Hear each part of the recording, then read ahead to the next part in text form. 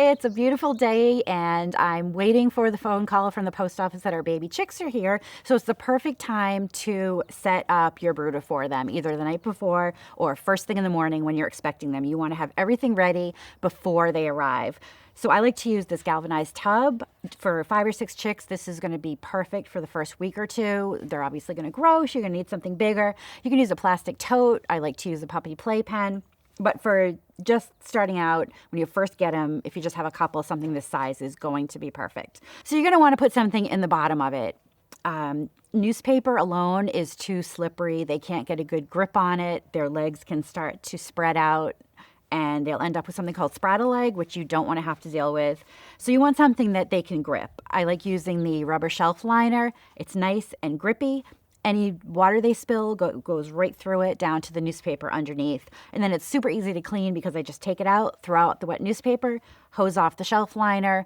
I usually cut 2 the same size, put the new one in with new newspaper. So that's what you're gonna have on the bottom. So before the day that your chicks are coming, you're obviously going to wanna get all your supplies ready. Again, they're babies, so you have to set up a nursery for them. Same as if you were bringing home a real live human baby. You're gonna want to make sure you have everything you need. So you're gonna need feeders and waterers for them. There's these kind of traditional, either glass or plastic gravity feeders and waterers. If you only have a couple chicks coming, these are kind of big and clunky. They tend to tip over. So I experiment with different things. And this year I'm trying this. I found some little espresso cups secondhand and I epoxied the cup to the saucer. And I figured these would make really cute little water dishes. So I can pour the water in here. You want the chicks to have room temperature water, so you do want to get the water set up well in advance of the chicks coming. You can add some sugar to it. Just gives them a little boost of energy after their long trip if they've been shipped, or you can add some electrolytes to it. And then you want to put some little rocks into the water. Chicks drown really easily, so if it's anything that's not really shallow, you want to put some little stones in, so in case they fall in, they won't drown.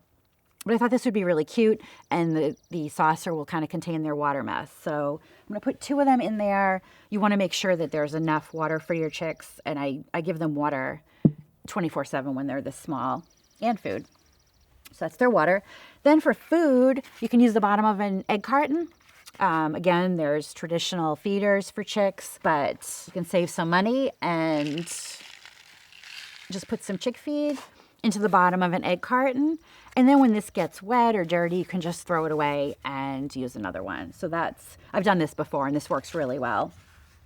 So that's their feed and water. So in the top of the egg carton, you want to save that. And you can fill it with some dry dirt or sand. Chicks, even a couple days old, will practice dust bathing. It's really good practice for them. It keeps them busy, keeps them from getting bored and pecking at each other. And they can eat some of this too, and it'll be grit that they need. So I like to always give my chicks a little dust bath. And I have this little roost that I actually made for them out of an old clothes drying rack. But putting in a branch or something else they can hop up on, again, it gives them practice for being adult chickens. Keeps them busy, little enrichment in the brooder. This is actually kind of big for this, but when they get a little bigger, maybe I'll put this in for them. But even just a little branch, I like to put a branch or something on that they can perch on and practice balancing.